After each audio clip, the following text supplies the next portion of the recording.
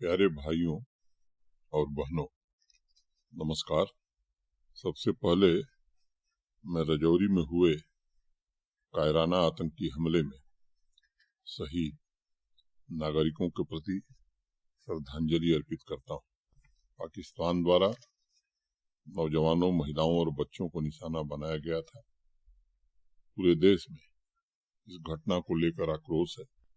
मैं सभी नागरिकों को भरोसा देता हूं कि आतंकवादियों और उनके सरपरस्तों को इसकी भारी कीमत चुकानी होगी। सेना, अर्धसैनिक बलों, पुलिस को आतंकी संगठनों को कुचलने के लिए पूरी इजाजत दी गई है और ये मेरा विश्वास है कि एकजुट होकर हम पड़ोसी मुल्क की आतंकी साजिशों को अवश्य नाकाम करेंगे। इस आतंकी हमले में जिन लोगों ने अपने प्राणों की आहुति दी है, उनके सपनों को पूरा करना तथा पूरी संवेदनशीलता से उनके परिवारों की देखभाल करने की जिम्मेदारी जम्मू कश्मीर प्रशासन की है।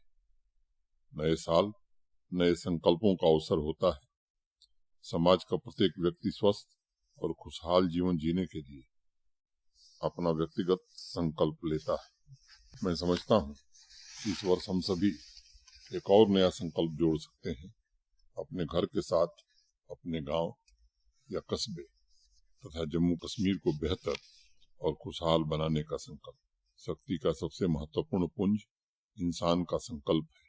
यदि हम में से प्रत्येक व्यक्ति संकल्प से जीवन पथ पर आगे बढ़ता है तो इसमें कोई संदेह नहीं कि हम जम्मू कश्मीर तथा भारतवर्ष को बेहतर, समृद्ध और सुरक्षित बना सकते हैं। अभी जो वर्ष खत्म हुआ है वह देश और दुनिया के लिए चुनौतियों भरा था। कोरोना से उबरने के पश्चात आर्थिक सामाजिक बदलाव तथा वैश्विक तनाव का असर आम जनजीवन पर भी पड़ा था, लेकिन जन आकांक्षाओं को पूरा करने की प्रतिबद्धता और सभी क्षेत्रों में हो रही गतिशील क्रांति ने हमारे हौसले को कायम रखा।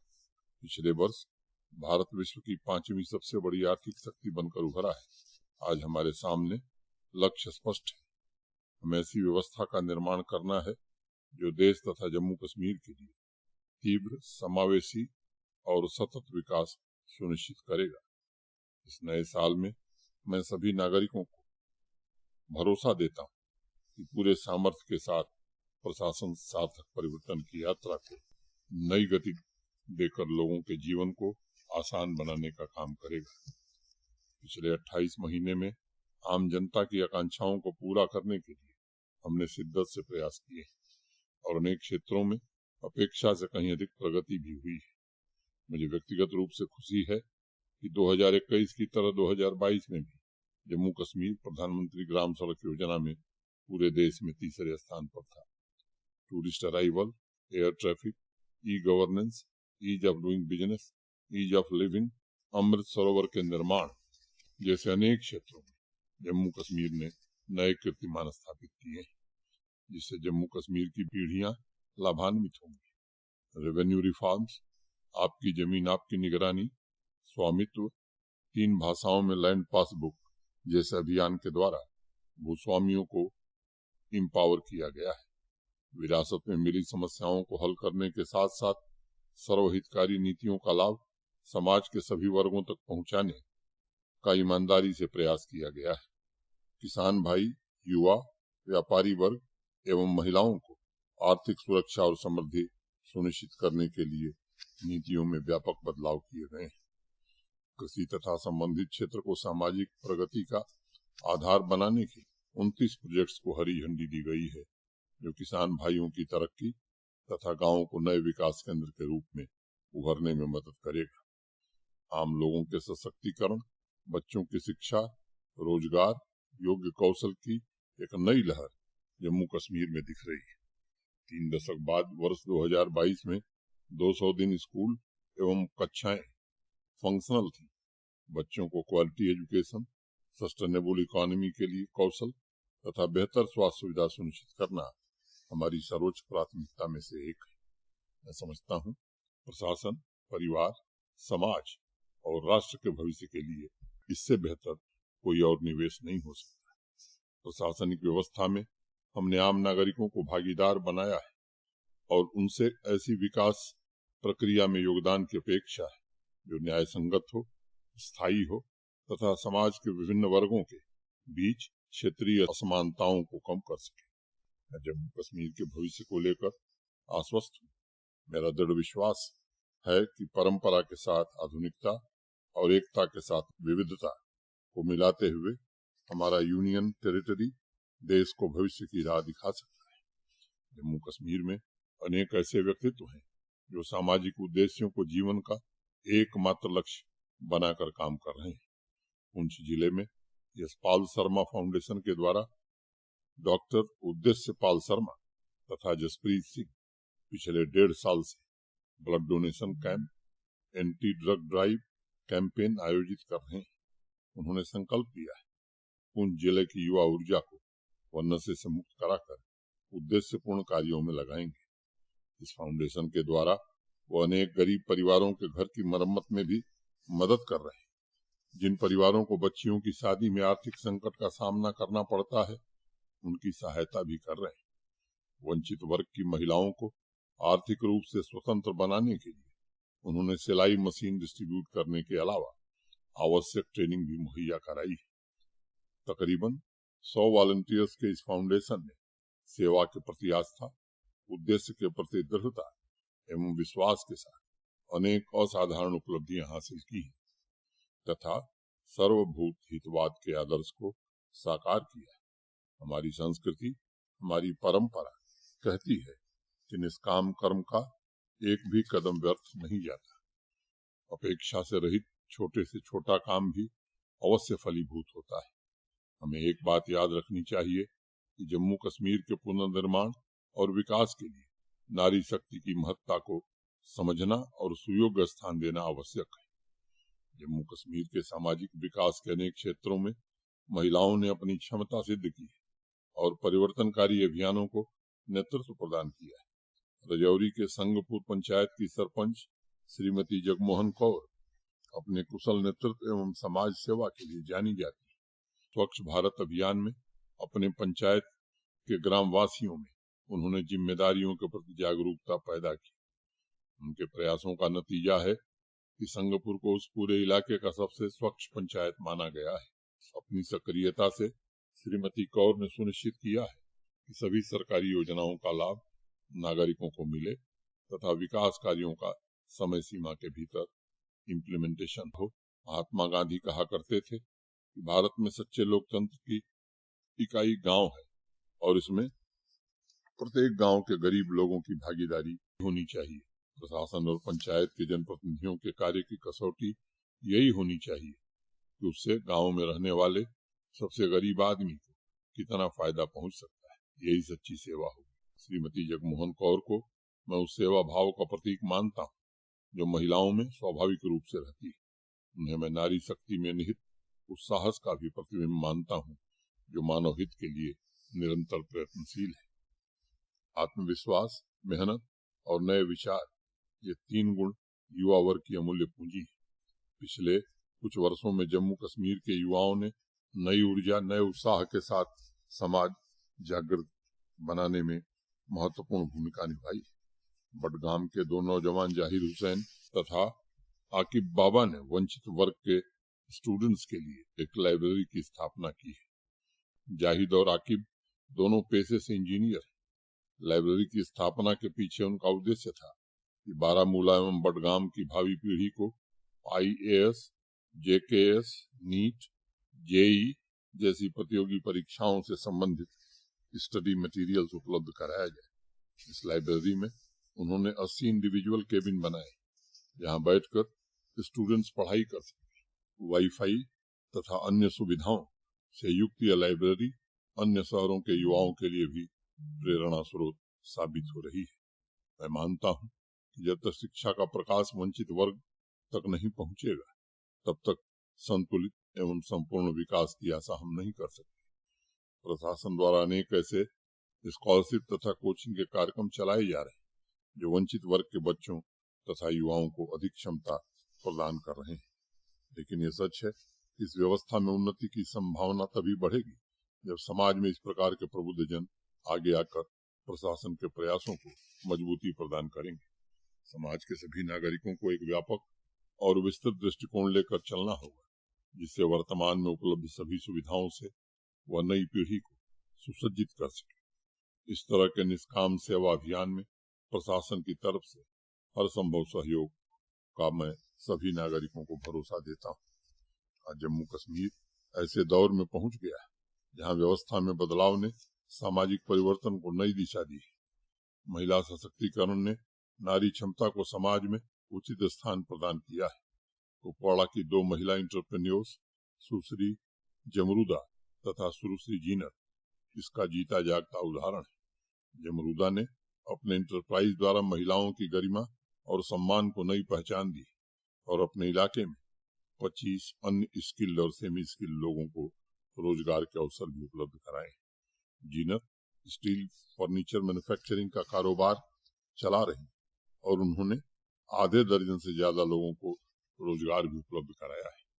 नारी शक्ति की यह उपलब्धियां जम्मू कश्मीर में आर्थिक सिद्धि की राह में अनुकूल वातावरण की प्रतीक है। मजबूत अर्थव्यवस्था एवं भविष्योन्मुख पॉलिसी से लोगों में नया आत्मविश्वास पैदा हुआ है। कृषि के क्षेत्र में भी तकनीक के इस्तेमाल तथा डाइवर्सिफिकेशन के द्वारा हम न केवल ज्यादा उत्पादन कर रहे हैं बल्कि अनेक कृषि उत्पादों का निर्यात कर रहे हैं। कोठरी गांव रामबन के रहने वाले अरुण शर्मा ने पिछले वर्ष सितंबर में व्हाइट बटन मशरूम यूनिट शुरू की थी और 1 महीने में उनका नेट प्रॉफिट 51,000 रुपए था।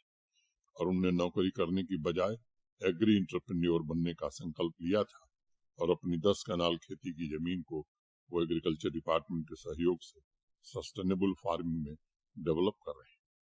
अरुण का संकल्प हमारे कृषि क्षेत्र में उपजे नए हौसले का भी प्रतीक है।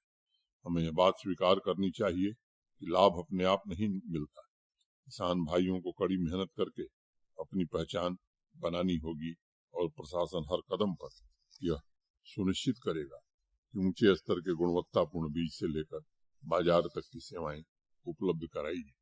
समाज की नियति तय करने वाले ज्ञान विज्ञान की खेतों में उपयोगिता हो, यह सुनिश्चित किया जाएगा तथा उत्पादन के मोर्चे पर नई खोज, नए समाधान विकसित कर ग्रामीण अर्थव्यवस्था को मजबूत बनाने के लिए प्रशासन पूरी तरह से कृत संकल्पित है। जम्मू से पूजा रैना तथा मोहम्मद सादिक कोसवाल ने अर्बन एरियाज में वाटर लॉगिंग के संबंध में मुझे एक पत्र भेजा है।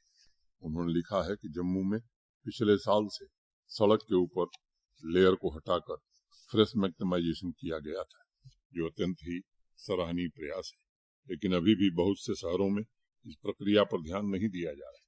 पूजा और शादी का कहना है कि मैग्नेमाइजेशन तथा सड़क एवं सीवर से संबंधित अन्य कार्यों के लिए एकीकृत पॉलिसी होनी चाहिए ताकि मानसून तथा अन्य सीजन में भी लोगों को वाटर लॉगिंग का सामना न करना पड़े। उन्होंने ये भी लिखा है कि सीवर की सफाई सिर्फ मानसून के पहले या वाटर लॉगिंग की स्थिति में नहीं होनी चाहिए, बल्कि इसका एक मंथली शेड्यूल बनाकर सभी म्युनिसिपैलिटीज को लागू करने की जरूरत है। पूजा और सादिक, आपके पत्र के लिए बहुत बहुत धन्यवाद। जम्मू कश्मीर के सभी शहरों के लिए हमने 7 एक्शन प्लान बनाए, जिसमें सड़क और सीवर से जुड़ी समस्याओं पर भी प्रभावी कार्रवाई के लिए एकीकृत योजना तैयार की गई है। इसके साथ हमने यह भी सुनिश्चित किया है कि ऐसी सड़कों पर जहां इंक्रोचमेंट है उसे हटाया जाए, क्योंकि सामान्य दिनों के अलावा मानसून के समय में भी पानी के बहाव एवं सीवर की कनेक्टिविटी में ऐसे इंक्रोचमेंट अवरोध पैदा करते हैं। मैं सभी नागरिकों से अनुरोध करूंगा कि अपने इलाके में इंक्रोचमेंट या वाटर लॉगिंग से जुड़े मुद्दों के बारे में संबंधित हेल्पलाइन नंबर पर जानकारी दें ताकि उस पर उचित कार्रवाई की जा सके। आपके मंथली सीवर सफाई शेड्यूल के सलाह पर भी मैं अर्बन डेवलपमेंट डिपार्टमेंट को आवश्यक निर्देश दूंगा। उनसे रशीद चौधरी तथा श्रीनगर से बशीर अहमद ने वेस्ट टू वेल्थ कैंपेन के संबंध में मुझे पत्र भेजा है। उन्होंने लिखा है कि वाटर बॉडीज तथा अर्बन ड्रेन्स के रिजिनोवेशन तथा वाटर ट्रीटमेंट के लो कॉस्ट टेक्नोलॉजी को विकसित करने के लिए क्राउड सोर्सिंग की जा सकती है। रशीद तथा बशीर का सुझाव है इस तरह के कार्यक्रमों में स्थानीय लोगों की भागीदारी को जन अभियान तथा लोकल समाधान का सहयोग मिलेगा। उनका कहना है कि सभी सुझावों के स्क्रीनिंग के लिए क्षेत्रीय अनुसंधान प्रयोगशालाओं के वैज्ञानिक, स्थानीय विशेषज्ञ जल शक्ति विभाग के अधिकारी और बाढ़ नियंत्रण के इंजीनियर की एक टीम बनाई जाए जो विचारशील सुझावों के आधार पर पायलट परियोजनाओं को हरी झंडी देकर वेस्ट टू वेल्थ अभियान को प्रभावी बना सके। रशीद चौधरी तथा बशीर अहमद को मैं उत्तम सुझाव के लिए बहुत बहुत धन्यवाद देता हूँ। माई गॉव JNK के माध्यम से waste to wealth campaign launch करने के संबंध में मैं आने वाले दिनों में निर्देश दूंगा। पिछले वर्ष कुपवाड़ा के आतिफ अब्दुल्ला साहब के सुझाव पर वाटर बॉडीज के रिजर्वेशन पर एक अभियान चलाया गया और मुझे अत्यंत प्रसन्नता है कि लगभग सभी जिलों में जन भागीदारी के माध्यम से दशकों से सुप्त पड़ी वाटर बॉडीज को जीवंत बनाया गया है। मैं सभी नागरिकों से भी कहना चाहता हूं कि वाटर बॉडीज का सही रख रखाव दरअसल समाज को व्यवस्थित बनाए रखता है। शहर एवं गांव दोनों जगह वाटर बॉडीज को विकास का पैमाना मानने की हमारे देश की पुरानी परंपरा रही है। समाज ने खुद महसूस किया है जिस क्षेत्र में वाटर बॉडीज इंक्रोच हुई हैं वहां कुछ समय बाद विकास एक तरफा हो जाता है। जल नीति की रणनीति को जन आंदोलन का स्वरूप देने की आवश्यकता है। इसलिए वाटर बॉडीज के रिजनरेशन के अपने अनवरत प्रयास में हमने डिस्ट्रिक्ट स्तर के डिपार्टमेंट्स एवं पंचायती राज संस्थाओं को सक्रिय भागीदार बनाया है और आज लगभग हर पंचायत में पानी समिति स्थापित हो चुकी है। आप सभी के सहयोग से रिकॉर्ड समय में 1953 अमृत सरोवर का निर्माण एवं रिजनरेशन किया गया है।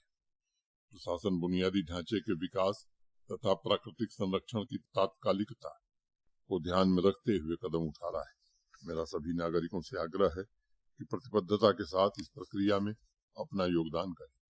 अनंतनाग से मजीद नाइकू ने वनों की अवैध कटाई रोकने के संबंध में मुझे एक पत्र भेजा है।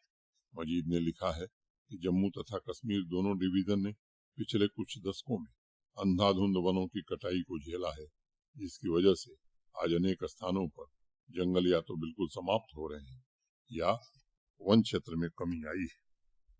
उन्होंने सुझाव दिया है कि जम्मू कश्मीर प्रशासन को एग्रो तथा सोशल फॉरेस्ट्री के अभियान को तीव्र तथा वृक्षारोपण के अभियान को और विस्तृत किया जा सकता है। मजीद ने प्राइवेट लैंड पर पेड़ लगाने के लिए प्रशासन से आवश्यक मदद का आग्रह भी किया है। मजीद, आपके पत्र के लिए बहुत बहुत शुक्रिया। मैं वनों की परिस्थिति से वाकिफ, इसलिए जम्मू कश्मीर का कार्यभार ग्रहण करते ही संतुलित विकास के लिए व्यापक स्तर पर वृक्षारोपण का कार्यक्रम शुरू किया गया। पंचायती राज संस्थानों और आम नागरिकों की भागीदारी द्वारा पिछले 2.5 वर्षों के दौरान 3 करोड़ से अधिक पौधे लगाए जा चुके हैं और इस वर्ष मार्च तक अन्य 70 लाख पौधे लग जाएंगे। हर गांव हरियाली अभियान के तहत वन बीट गार्ड, वन विलेज प्रोग्राम, पेड़ लगाएं बेटी के नाम जैसे कार्यक्रम बड़े पैमाने पर वृक्षारोपण को जन आंदोलन बनाने में सफल रहे हैं। अनवरत चलने वाला यह अभियान जम्मू कश्मीर को जलवायु परिवर्तन के प्रतिकूल प्रभावों से सुरक्षित रखे और आदिवासी समुदायों सहित ग्रामवासियों को आजीविका के अवसर प्रदान करे। आज जम्मू कश्मीर के 50% से ज्यादा भौगोलिक क्षेत्र में वन और वृक्षों का आवरण है, जो कृषि, जल संसाधन, औद्योगिक विकास, पर्यटन क्षमता, पर्यावरणीय स्थिरता में महत्वपूर्ण भूमिका निभा रहा है।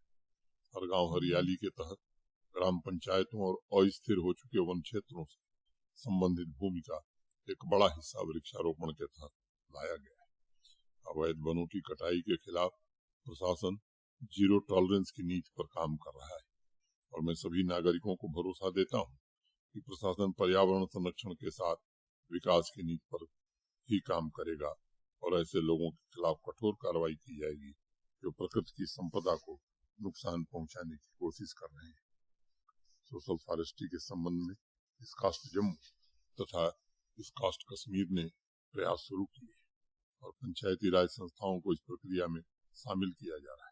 इन गतिविधियों पर नए सिरे से ध्यान केंद्रित करने के लिए मैंने पिछले वर्ष ग्राम पंचायत वृक्षारोपण समितियों के गठन का निर्देश दिया था।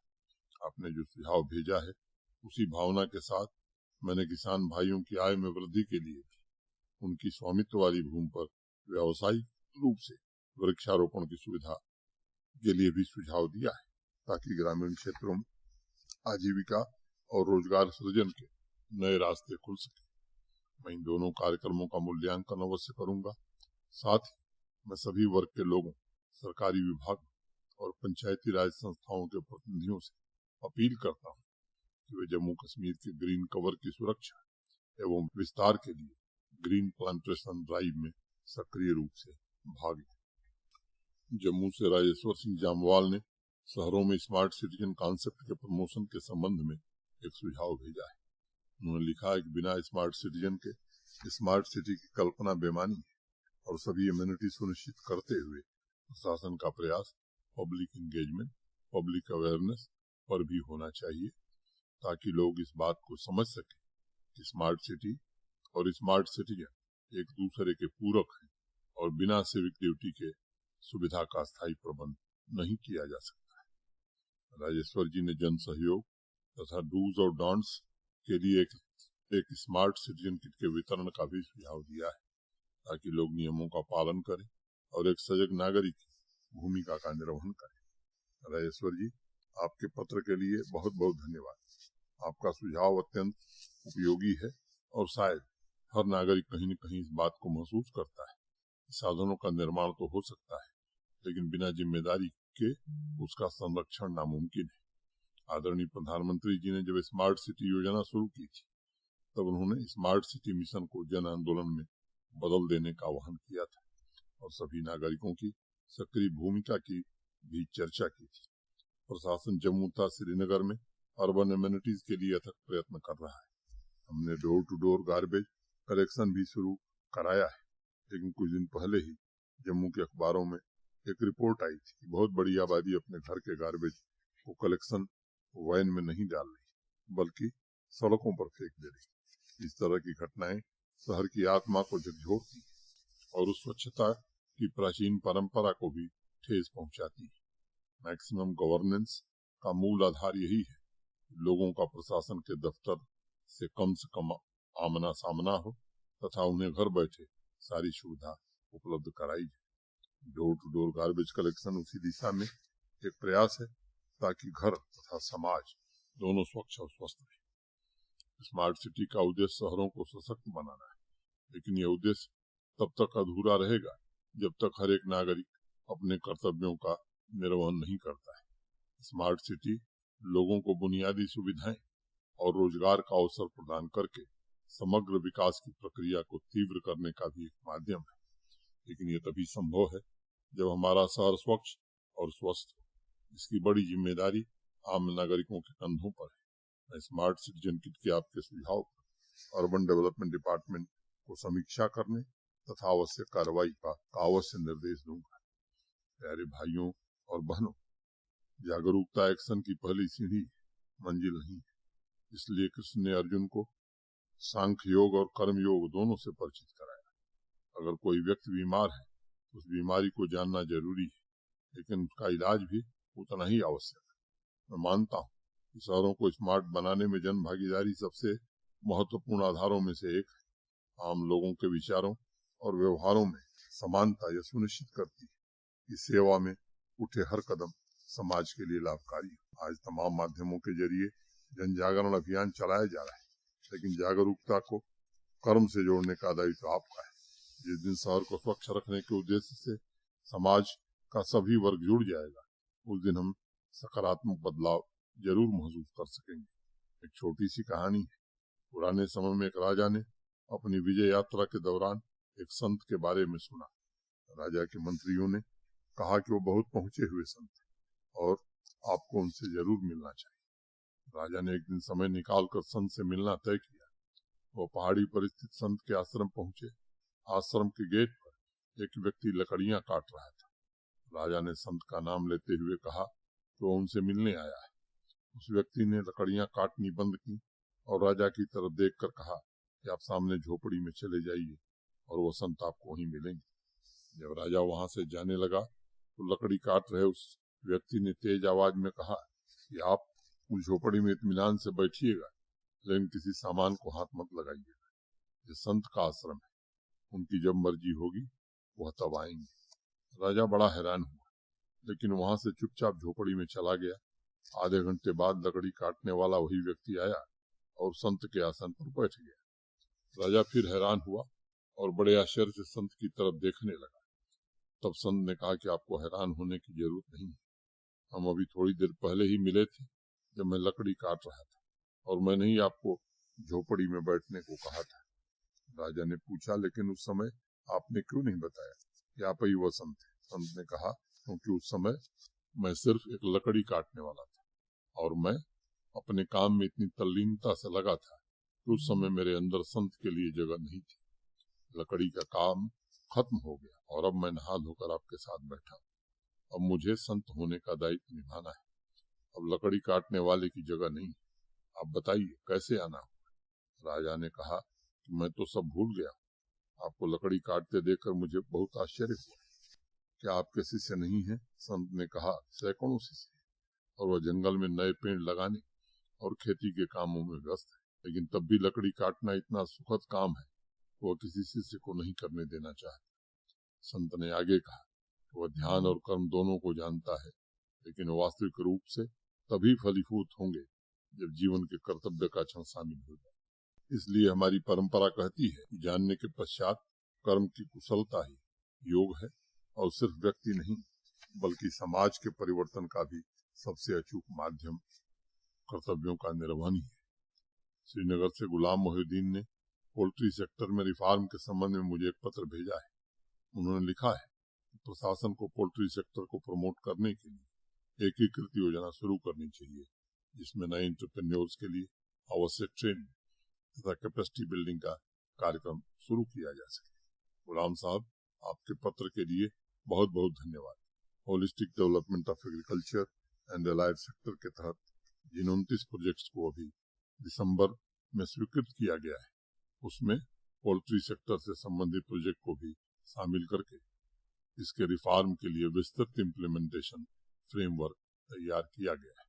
वर्तमान में जम्मू कश्मीर कुल कंजम्पशन का 50% पोल्ट्री मीट तथा 80% एग दूसरे राज्यों से आयात करता है।